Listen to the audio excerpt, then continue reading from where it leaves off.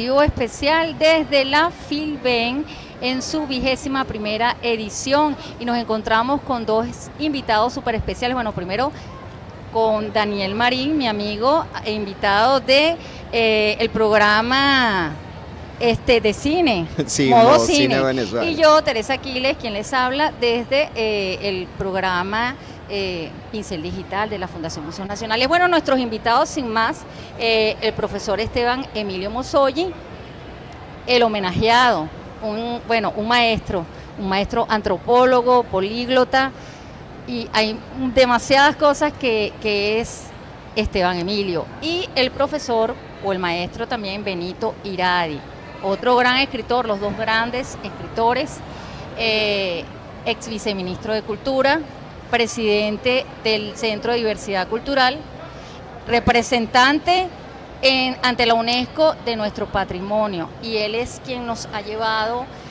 al orgullo, o sea, ha declarado casi todas nuestras manifestaciones como patrimonio ante la UNESCO. Bueno, Daniel, queremos hablar Sí, comenzando, mira, es un tanto difícil, como le estaba comentando antes de comenzar el profesor Benito, conseguirse con personas que uno conoce como referencias en este país, no solamente de la cultura y el folclore, sino tenerlos al lado y la oportunidad de poder compartir con ellos de una manera horizontal en una entrevista o una conversación. Primero, el profesor Esteban, que hay que recordar que ha sido un gran lingüista, no solamente antropólogo, que dio las luces para que podamos entender y comprender todo aquello referente a nuestros pueblos originarios. Es uno de los primeros interesados en nuestro país de conocer las lenguas indígenas y traernos las referencias y podemos decir un poco más de referencias sobre ellas, además de escribir muchos libros y muchos artículos que son referencia para muchos estudiantes, incluido a mi persona, que todavía seguimos revisando. Y el profesor Benito, que tuve la oportunidad de compartir con él hace muchísimos años, cuando comenzó un programa muy especial llamado La Casa de los Saberes, donde traía semana a semana esto que viene haciendo en la UNESCO, y de verdad es un orgullo para mí tenerlos aquí. Y bueno, ya vamos a entrar en materia porque es muy... para los dos, mucho. Y fíjate tú, el corazón de esta Filben, para mí, yo quiero que exploremos en el corazón de esta Filben, que es nuestra identidad, nuestro arraigo, la parte antropológica. O sea, hay dos homenajeados que son muy importantes, neurálgicos en esto, que es el profesor Esteban Emilio Mosolli y Mar de Silvio, que era otro gran arqueólogo. Entonces, ¿cuál es esa importancia, Benito? Yo quiero que tú nos expliques cuál es la importancia en que la Filben 2025, en su 21ª edición, se haya enfocado en la parte antropológica. Bueno, verdaderamente hay una deuda de nuestro país, de la ciudadanía, de los gobiernos, con los aportes que le han dado a lo que hoy conocemos como República Bolivariana de Venezuela, que son aportes que no han comenzado ahora. Numerosas personalidades de gran prestigio que nacieron en otras partes del mundo. A veces yo me pregunto, y lo he dicho en reuniones, es imposible desligarnos del nombre de Alejandro de Humboldt y de Bonpland, porque nuestra historia no sería la misma. Y desde esos tiempos se suman uno tras otro cantidad de personas que vinieron a este país, porque hay que entender lo que somos como país, bajo condiciones muy especiales. Uno por producto de las guerras que había en Europa, otro por un interés muy particular. Y es justamente el caso para no ser muy abundante en la cita, que nos ocupa Jean-Marc Cellier de Civrier, nacido en Francia, y el profesor Esteban Emilio Monzón, porque han entregado su vida, como la entregaron, totalmente a estudiar a profundidad lo que es el ser venezolano. Indudablemente que el ser venezolano es una mezcla de todas las culturas, somos un país de la diversidad de las expresiones culturales, pero la raíz más alejada del ser venezolano es el mundo de nuestros pueblos aborígenes. Curiosamente, ambos se dedicaron a esta tarea. Civrier, que ya no está con nosotros, yo lo conocí hace más de medio siglo y fui su amigo y viajé con él, estuve compartiendo con él parte de sus últimos o de algunos de sus trabajos dedicados a los chaimas, dedicados a los cuacas, dedicados a los cariñas, dedicados a los guayqueríes, que curiosamente son obras que se han venido publicando recientemente por Monte Ávila Editores, y pude entender ese compromiso de hacerse venezolano aún naciendo en otro país. Es el mismo caso del profesor Esteban Emilio Monzón. Yo le conocí a él desde hace mucho tiempo, y a su hermano Jorge, dos hermanos que producto de la guerra en Europa tienen que venir a Venezuela con sus familiares. ¿Y qué escogieron? ¿Cuál carrera, cuál profesión, cuál oficio? El de estudiar a profundidad lo que es la venezolanidad. Estudiar a profundidad nuestros pueblos aborígenes. Por eso decía al comienzo que hay una vieja deuda con todos estos personajes. Civrier, por ejemplo, formó parte de la expedición franco-venezolana para descubrir las cabeceras del río Orinoco en el año 1951, hace 74 años, que es la edad que tengo yo, y ya Civrier estaba haciendo expediciones dentro de un plan de definir lo que somos como país. Ahora se empieza a saldar parte de esa deuda, y el hecho de que el Centro Nacional del Libro haya tomado esos nombres para rendirles homenaje, además de personas importantes como Judy Valencia, como Calzadilla, Juan, que recordamos, como el poeta merideño Gonzalo, pero particularmente hay en esta feria, a diferencia de las otras, una marcada identificación con el sentimiento más auténtico de nuestros pueblos originarios, y es una forma de empezar a saldar esa deuda. Excelente. Y me gustaría que me hablaran del proyecto de lengua caribana que están llevando en conjunto.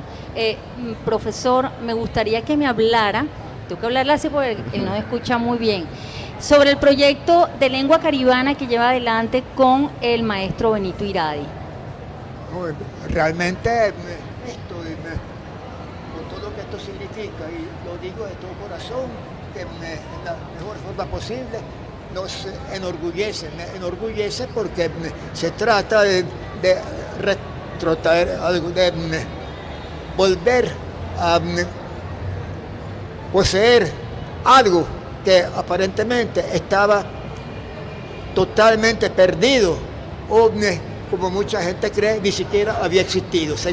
Bueno, prácticamente el idioma caribano, a pesar de los misioneros de los siglos XVII, XVIII, también Lisandro Alvarado, Aristides Rojas, etcétera, algunos venezolanos ilustres de algún momento pues, mencionaron la existencia de un idioma justamente en la orilla norte de Borburata hasta el estado Monaga, hasta el Tamacuro, pasando por Margarita, que es una lengua única dividida en lenguas, vamos a llamarlo así, en una especie de lenguas descentralizadas, porque la parte cumanagoto y la parte chaima se ha mantenido más o menos con cierta vida, con cierto número de hablantes, aunque también decayendo en cuanto a número y en cuanto a realizaciones.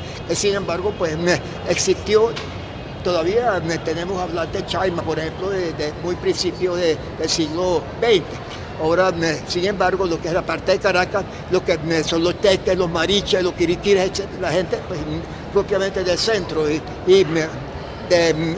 estado Miranda, del estado Aragua, Carabobo, etcétera, ya esta lengua pues, prácticamente había, lamentablemente, por los males de la conquista, de las enfermedades, también mestizajes forzados, migraciones, etcétera, había prácticamente sucumbido de forma tal que es un milagro que de alguna manera subsistiera algún rastro, algún recuerdo, lo cual pues junto con los estudios anteriores, por ejemplo el doctor Horacio Bior, Pipo Álvarez, también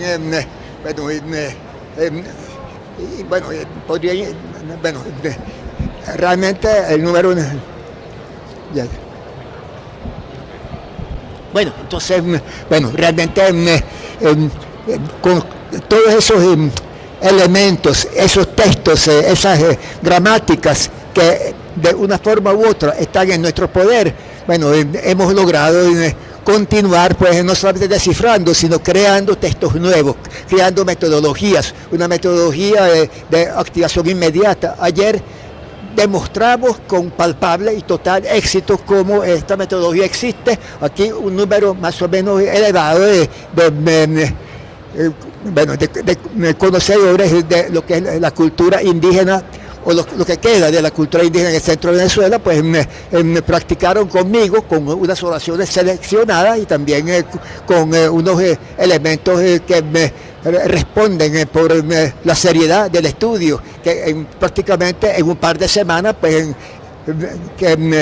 consistían en actividades, en reuniones semanales, sobre todo los miércoles en el Centro de Diversidad Cultural. Se lo agradecemos al doctor Benito Iradi, su absoluta y total, y también, por supuesto, al ministro Ernesto Villaga. Sería largo pues, extenderme todo eso, pero lo que quiero decir es que ya prácticamente la mayor parte de los verdaderos intelectuales venezolanos que les duele la historia del país, lo que no habíamos tenido, lo que hemos recuperado, lo que estamos esperando del porvenir, pues, y aspiramos a un futuro pues, muchísimo mejor todavía. Entonces, con todo eso, ya el caribano como lengua autóctona, junto con la ramificación chaima y guayquerí, por supuesto. Sería un poco largo explicar todo eso en la forma histórica, porque podríamos pasar aquí horas enteras hablando de una cantidad de ramificaciones de esta problemática. Pero entonces la lengua caribana en su totalidad ya renació, ya está con nosotros, ya están los textos, ya pronto contaremos con por lo menos con 1000 hablantes. Después esos 1000 hablantes pueden darle de alguna manera origen, darle nacimiento a varios miles, hasta el momento en que ya el hecho de que la lengua caribana va a ser pues otra lengua oficial y también una lengua también cultural y socializada en Venezuela. Ya no es una lengua extraña y estamos apostando a una situación nueva que dentro de un mes, 2 meses, 3 meses, pues tendremos suficientes hablantes de caridano para decir que el idioma está totalmente recuperado, y lo que hace falta es llevar esto adelante hasta pues un momento en que tendremos libros, por ejemplo, una constitución nacional, pues el himno nacional ya lo tenemos hace tiempo, gracias a Pipo Álvarez. Tenemos los perfiles de algunos intelectuales, cineastas, etcétera, que han estado en el curso. También tenemos descripciones de paisajes, una pieza teatral incluso. O sea que realmente ya el caribano existe, ya mucha gente sabe de su existencia. Entonces solo hace falta profundizar y llevarlo no digo estas últimas consecuencias, no me gusta la palabra última, llevarlos hasta las consecuencias que sean necesarias para que por lo menos incluso hemos preparado una cantidad de oraciones que, por ejemplo, en una exposición, cuando hay que decir, por ejemplo, entrada, salida, bienvenidos, aquí estamos, bueno, estamos reunidos para hablar sobre tal o cual fenómeno cultural, bueno, venezolano, de países vecinos, etcétera. Bueno, o sea que ya esto se siente y ya esto ya forma parte del panorama cultural de Venezuela, y ya incluso la noticia se ha expandido, incluso se ha difundido hacia otros países que en cierta forma nos están admirando, algo que tal vez tenga así, bueno, muy poco paralelo, incluso en países hermanos, países vecinos, que somos, diría yo que prácticamente somos originales.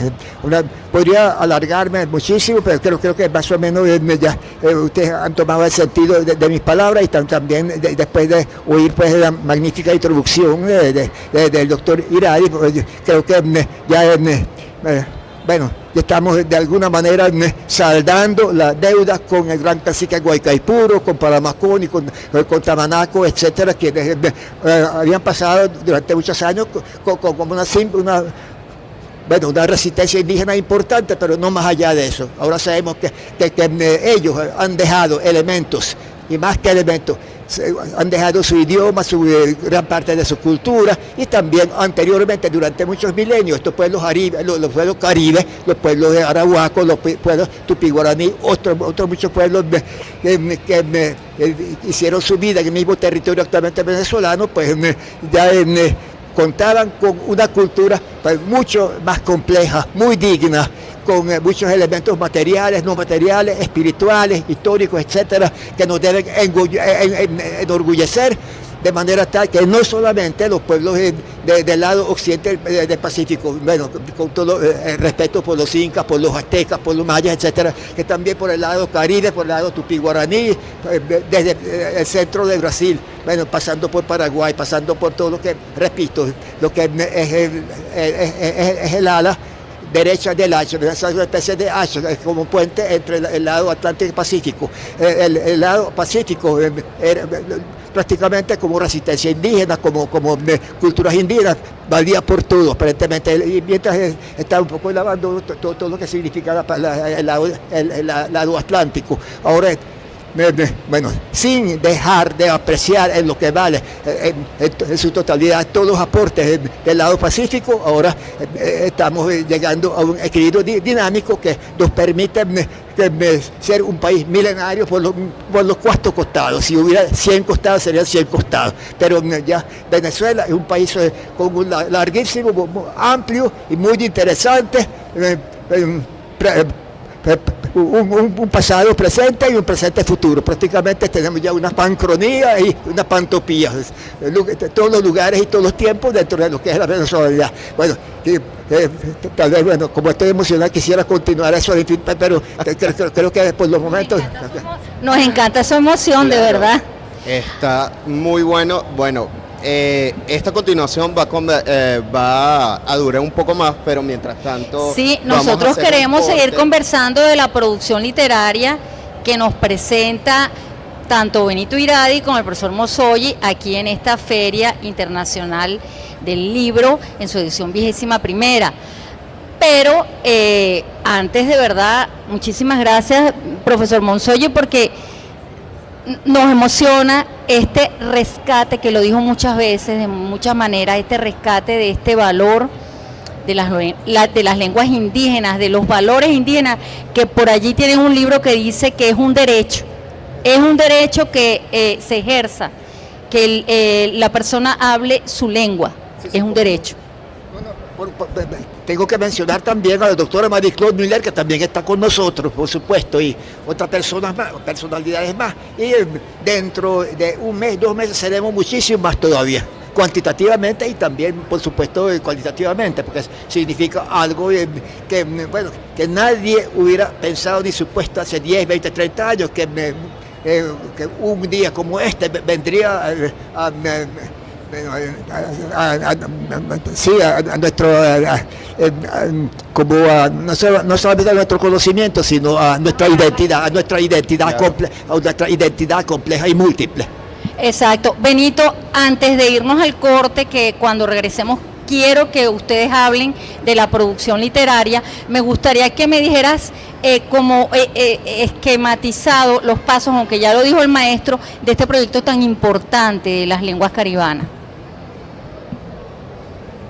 No, yo le puse el micrófono y lo sostuve porque el profesor Monzoyi no puede acercarse mucho a la mesa. Bueno, es importantísimo.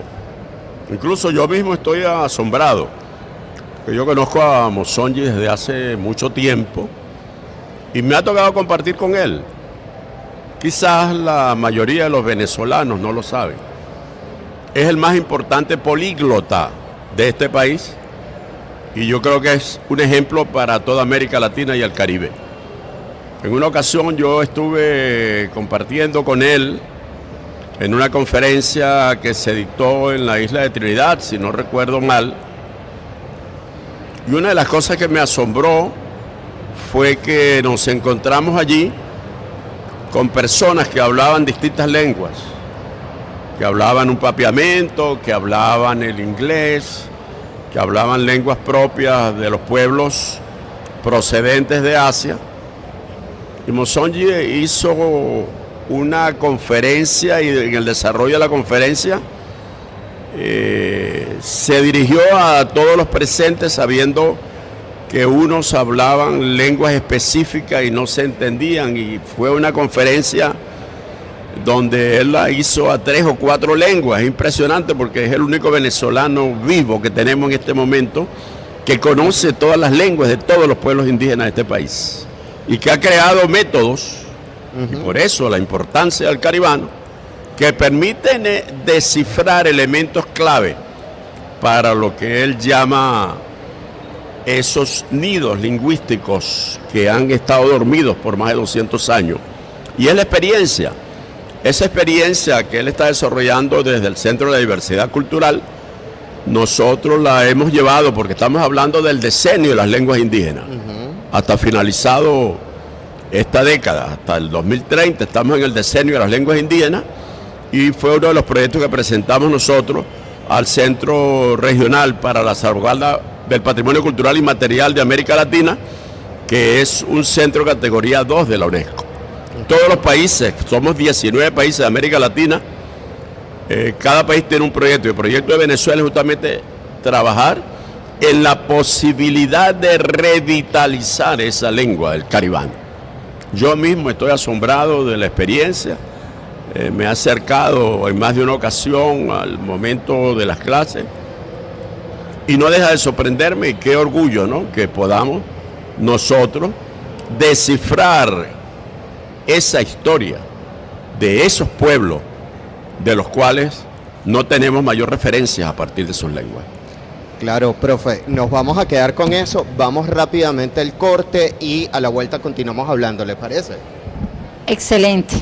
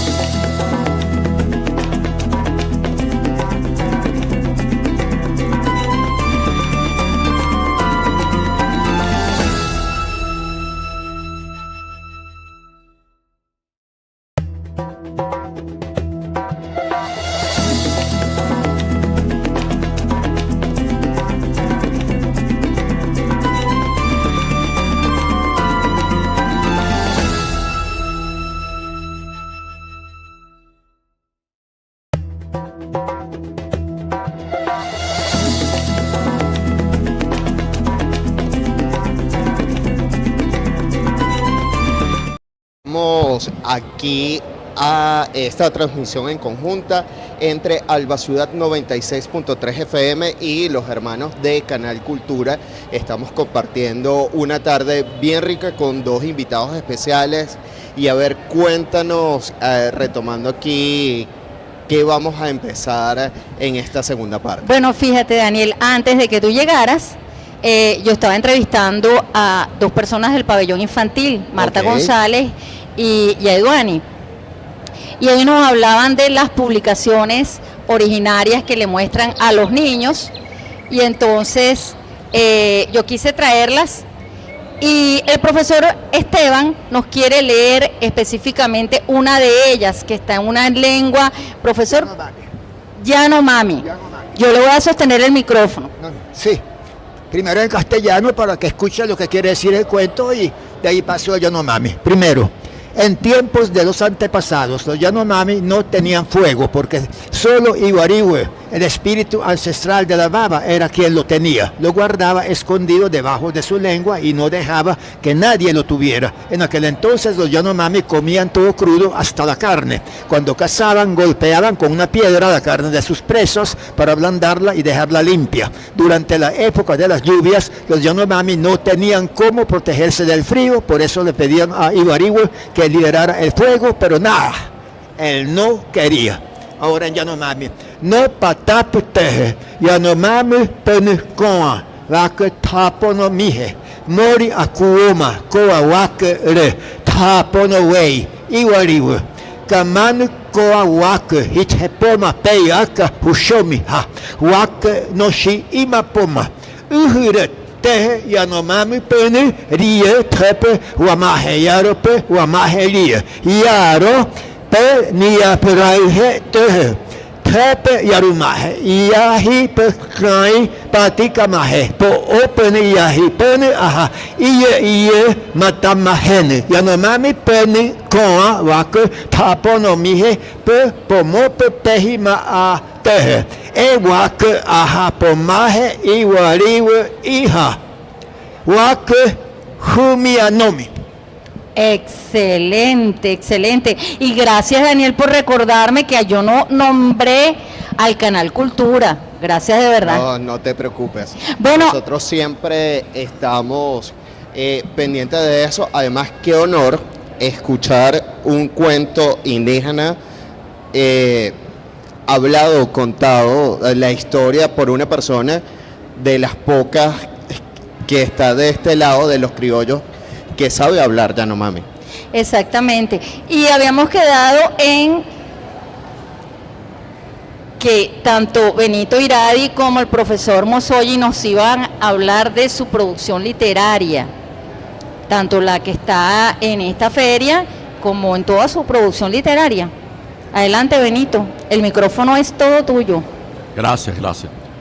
Debo decir que estoy sumamente complacido, más que complacido, debo expresar mi agradecimiento al Centro Nacional del Libro y a la Editorial Monte Ávila, porque me han brindado la posibilidad, primero con la feria pasada del año 2024, en la cual se me hizo un homenaje, pues la feria se hizo en homenaje a mí, a otras personas importantes del país, pero me dio la oportunidad de incluir un conjunto de obras de las que yo venía trabajando hace mucho tiempo. Yo he llamado este espacio Mis Papeles Errantes, porque son trabajos que yo inicié hace más de medio siglo, como he tenido que dedicarme tanto al tema de la gestión cultural y el tema internacional, viajar por 50 países, atender aquí cantidad de compromiso con las comunidades. La gente pensaba que yo había dejado de escribir, pero no, siempre lo hago. Y llamé Mis Papeles Errantes porque yo me he mudado 10 veces en la vida. Yo creo que ya la última mudanza la acabo de hacer y siempre ando con mis cajas de documentos, de papeles, de entrevistas que he realizado a lo largo del tiempo. Y así se produjo uno de los libros que fue editado el año pasado por Monte Ávila, El Reino de Cruzquinal, y también otro libro con motivo del centenario de María Rodríguez, y también el año pasado otro libro que viene de mis papeles errantes, que se llama La Caja de los Truenos, que fue la forma de vida que yo encontré de 3 mujeres del Golfo de Cariaco, y es un libro narrado en primera persona, el femenino. Son sus recuerdos del imaginario y de la memoria de África. Finalmente también hubo la posibilidad de editar el año pasado una novela que es conocida como Historia del Señor Cody, que transcurre entre el año 1892 y el año 1935. Y no es otra cosa que el origen del capital norteamericano en Venezuela, la aparición del petróleo, por supuesto, la lucha entre los intereses europeos del Reino de Inglaterra y los intereses norteamericanos, sobre los cuales bastante sabemos los venezolanos. Pero es una obra de ficción.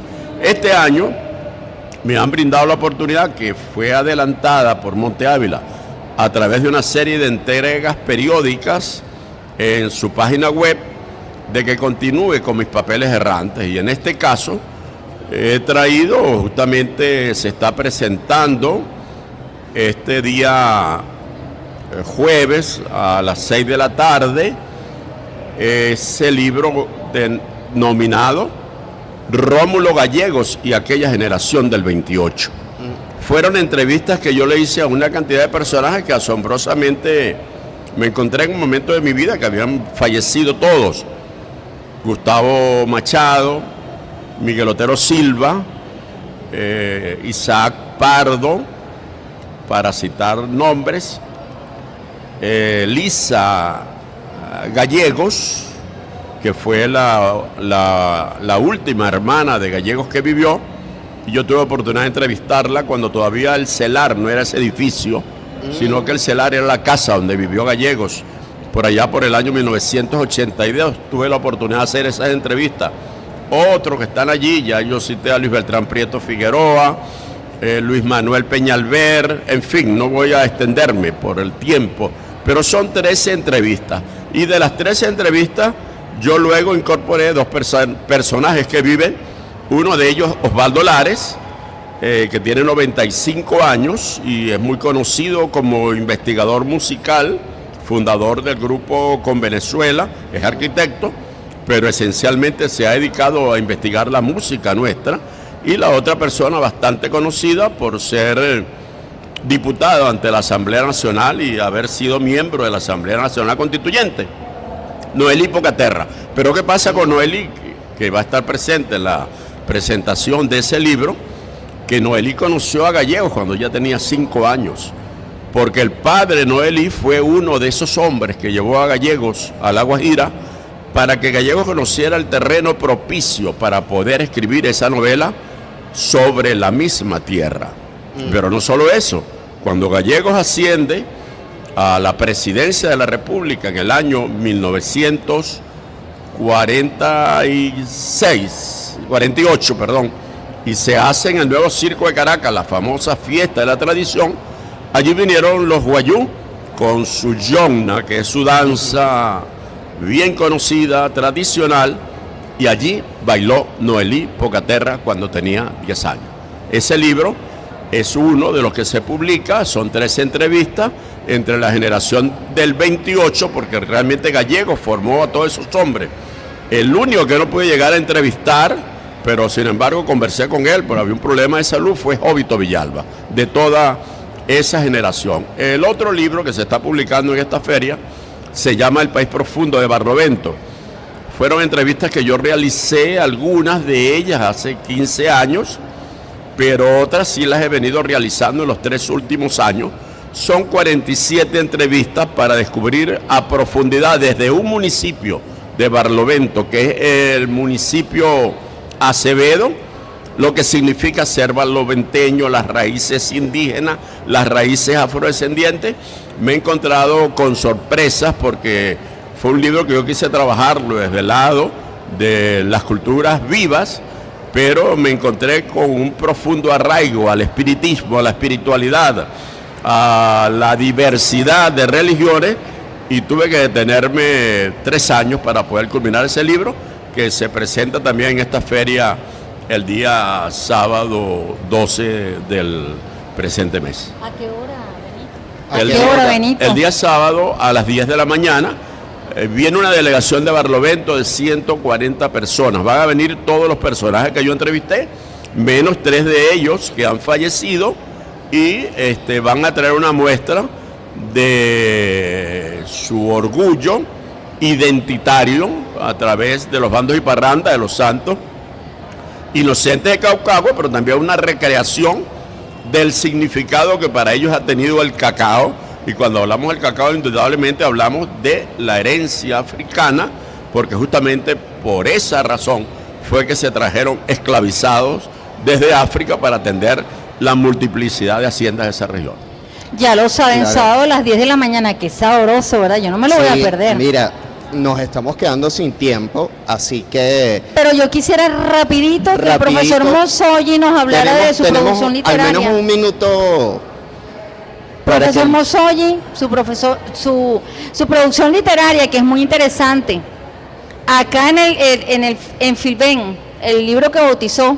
Bueno, un libro sobre literaturas indígenas, otro sobre el indígena venezolano en pos de su liberación definitiva, que esperamos suceda pronto y verdaderamente en nuestras vidas, no después, sino ya lo antes posible. También otros libros, identidades inducidas, identidades innatas, ¿no? Que es otro libro que no se ha presentado todavía, y hay 2 más. Yo creo que más o menos ya con estos 3 hay, bueno, en total son 5 libros, más la promesa de otros más. Excelente, y nosotros súper honrados de haber hablado, así. abordado este tema, porque lo que es la parte antropológica, etnológica, paleontológica, todo eso que es tan rico en Venezuela, nos fascina, ¿verdad, Luis? Luis no. Daniel, pero Daniel no Mari, importa. mira, estoy pensando en algún Luis, te Así traicioné. Bueno, las flores a quien le caiga. Así que, señores, de verdad, ha sido un placer que nos acompañara hoy. Lástima que es corto el tiempo, pero les abro la invitación para que vayan a Alba Ciudad, acompañen a nuestros amigos del noticiero cultural para que puedan compartir estas y muchas más cosas que sé que tienen en su trabajo. Así que muchísimas gracias por acompañarlos, señores. Vamos a hacer un corte musical y a la vuelta volvemos con otros invitados.